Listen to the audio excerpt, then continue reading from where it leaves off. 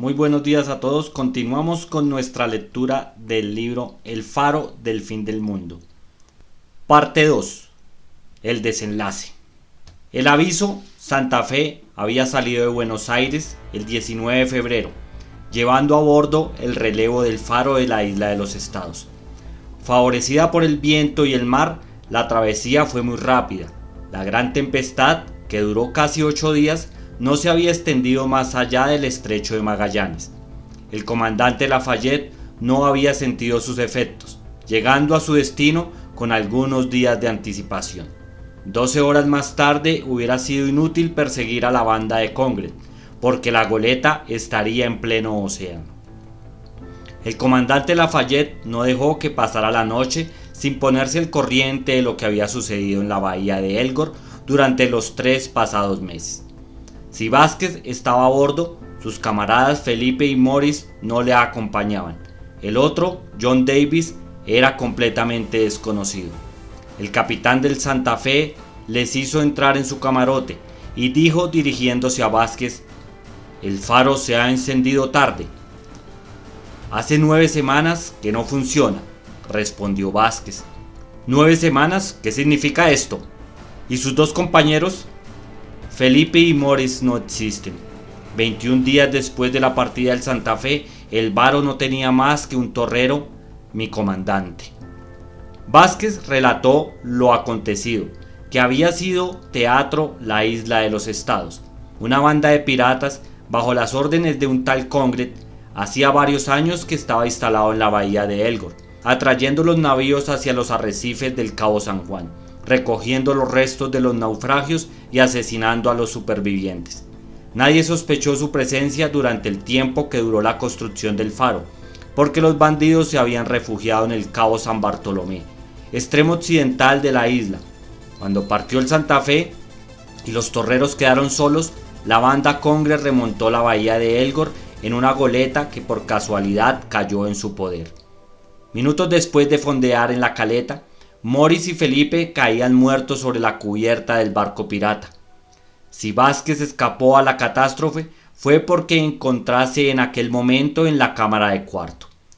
Huyendo de los bandidos se refugió en el litoral del Cabo San Juan, donde pudo sostenerse gracias a las provisiones descubiertas en una caverna, donde los piratas almacenaban sus reservas.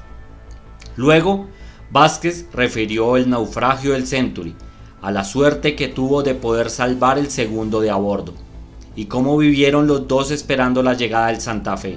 Su más viva esperanza era que la goleta, retenida por importantes reparaciones, no pudiera hacerse a la mar para ganar los parajes del Pacífico, antes del regreso del aviso, en los primeros días de marzo, pero seguramente hubiera podido abandonar la isla antes de esta fecha. Si los 2 proyectiles que John Davis le metió en el casco no la hubiesen detenido unos días más, Vázquez concluyó su relato guardando silencio acerca del último accidente que tanto decía en honor suyo. Entonces intervino John Davis diciendo: «Lo que Vázquez olvida decir a usted, mi comandante, es que nuestros 2 proyectiles no alcanzaron el éxito. A pesar de los agujeros que le hicimos en el casco, la Maule hubiera zarpado si Vázquez, con gran peligro de su vida, no hubiera llegado a nado hasta la goleta, colocando en ella un cartucho de pólvora. Verdad es que no se obtuvo todo el resultado apetecido. Las averías fueron ligeras, pudiendo ser reparadas en 12 horas. Pero ese breve tiempo fue el suficiente para que pudiese usted encontrar la goleta en la bahía. Es a Vázquez, por lo tanto, a quien se debe este resultado. Y a él también se le ocurrió la idea de correr hacia el faro y encender para que el aviso pudiera entrar en la bahía». El comandante Lafayette estrechó afectuosamente las manos de Vázquez y John Davis, quienes por su valerosa intervención habían logrado que el Santa Fe llegase a la bahía de Elgor antes de la partida de la goleta. El capitán del aviso, a la hora en que el crepúsculo empezaba a oscurecer el cielo, había distinguido perfectamente, si no la costa este de la isla, al menos los elevados picos que se alzan en segundo término.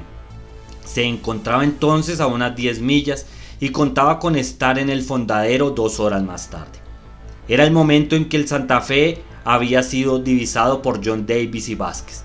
Entonces fue también cuando Carcante, desde lo alto del faro, le señaló a Congred, quien tomó su disposición para aparejar a toda prisa, a fin de salir de la bahía antes que el Santa Fe entrase en ella. Durante este tiempo, el Santa Fe continuaba navegando hacia el Cabo San Juan. El mar estaba en calma y apenas se sentían los últimos soplos de la brisa de alta mar. Seguramente, antes de establecerse el faro del fin del mundo, el comandante Lafayette no hubiese cometido la imprudencia de aproximarse tanto a tierra durante la noche, y menos de aventurarse en la bahía de Elgor para ganar la caleta. Pero ahora la costa y la bahía estaban alumbradas, y no le pareció necesario esperar hasta el siguiente día. El aviso continuó, por lo tanto, su ruta hacia el sudoeste, y cuando la noche cayó por completo, se hallaba a menos de 1 milla de la bahía de Elgor. El Santa Fe se mantuvo allí sobre la máquina, esperando a que luciera el faro. Transcurrió 1 hora sin que se divisara ningún punto luminoso sobre la isla. El comandante Lafayette no podía equivocarse cerca de su posición. Indudablemente allí estaba la bahía de Elgor. Seguramente estaba a la vista del faro. Y el faro no se encendía. Los del aviso pensaron que algún accidente había ocurrido al aparato, tal vez durante la última tempestad que tan violenta había sido. Habiese roto la linterna, desmontadas las lentes y las lámparas puestas fuera de servicio.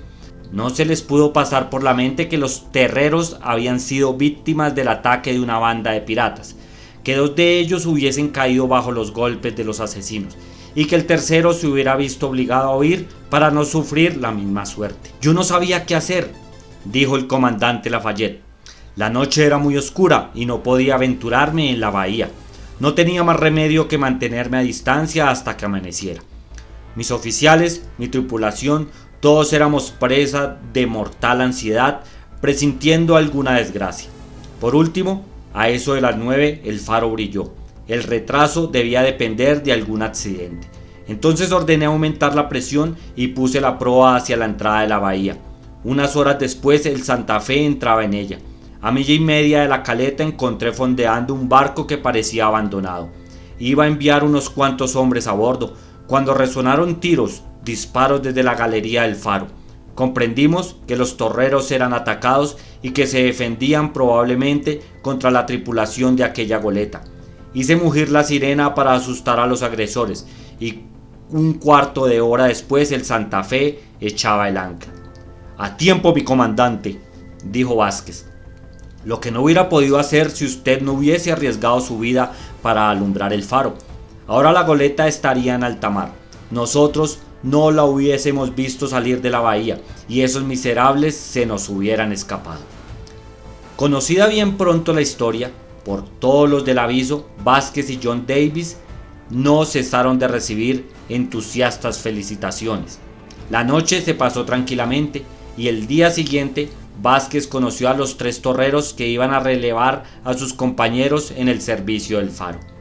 No hay para qué decir que durante la noche se envió a la goleta un fuerte destacamento de marineros para tomar posesión del barco, a fin de evitar que Congred intentase reembarcar y salir de la bahía aprovechando el reflujo.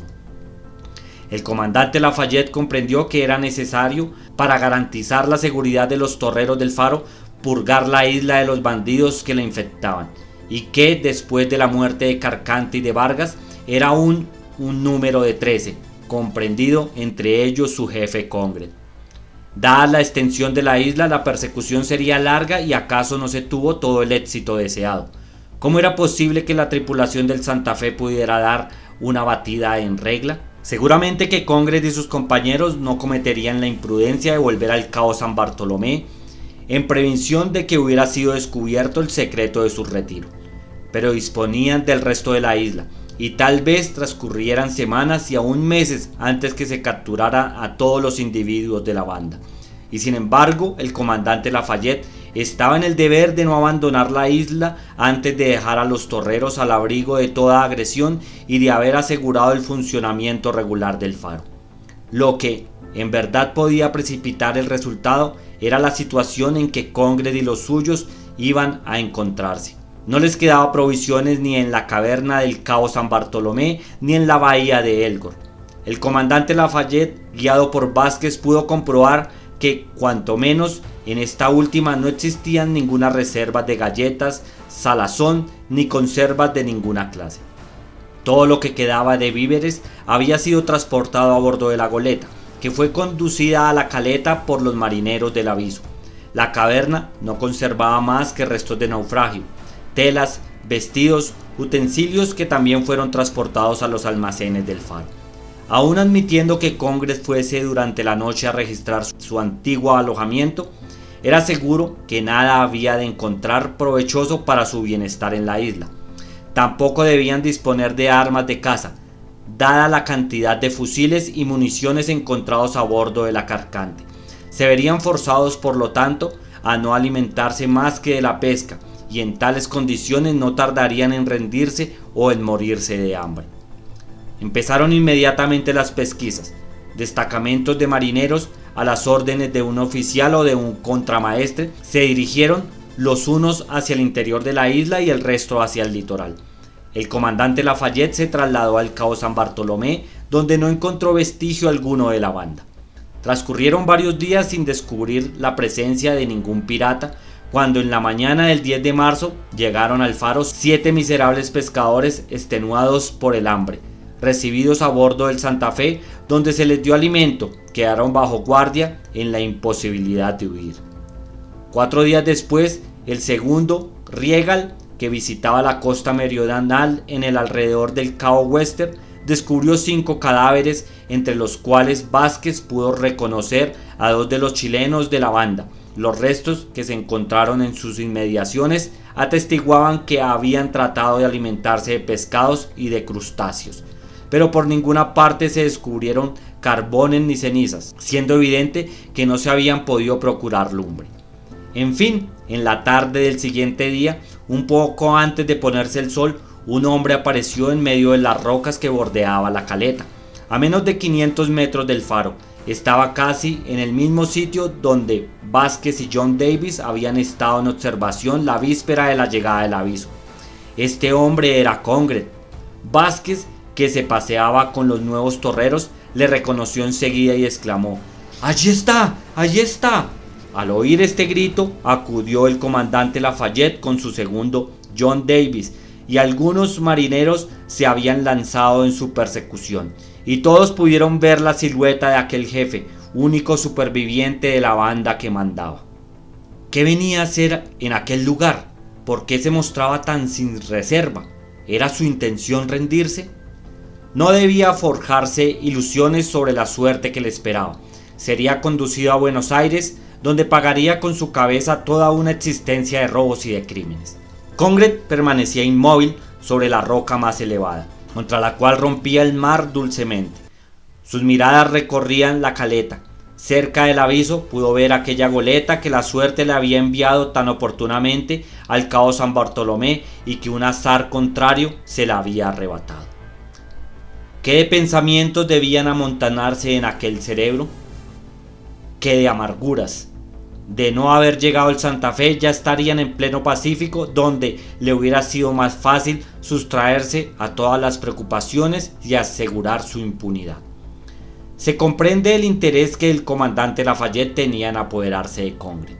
Dio sus órdenes y el segundo Riegal, seguido de media docena de marineros, se lanzó por la izquierda para flanquear las rocas a fin de apoderarse del bandido. Vázquez guiaba a este grupo por el camino más corto. No habían andado 100 metros cuando se oyó una detonación y se vio caer un cuerpo en el vacío y abismarse entre las aguas del mar. Congress había sacado un revólver de su cinto y se había disparado un tiro en la cabeza. El miserable se había hecho justicia y la marea descendente arrastraba su cadáver hacia alta mar. Tal fue el desenlace de este drama de la isla de los Estados. Inútil es advertir que desde la noche del 3 de marzo el faro no había dejado de funcionar. Los nuevos torreros fueron puestos al corriente del servicio por el valeroso Vázquez. Ya no quedaba ni un solo hombre de la banda de piratas. John Davis y Vázquez embarcarían en el Aviso con rumbo a Buenos Aires. De allí, el primero sería repatriado a Mobili, donde no tardaría en obtener el mando de un barco, al que le hacía acreedor su energía y su valor personal. Vázquez iría a su pueblo natal a reposar de las rudas pruebas tan resueltamente soportadas, pero iría solo, sin que sus pobres compañeros le pudieran acompañar. En la tarde del 18 de marzo, completamente seguro de que ningún riesgo amenazaba ya a los torreros ni al faro, el comandante Lafayette dio la orden de zarpar. Cuando el aviso dejaba la bahía de Elgor, se ocultaba el sol bajo el horizonte y el Santa Fe se fue alejando sobre la mar ensombrecida, acompañando del haz luminoso que proyectaba de nuevo el faro del fin del mundo. Fin. Bueno amigos, gracias por escuchar este grandioso libro, uno de los libros de Julio Verne. Más adelante vamos a continuar con otro libro de este gran escritor.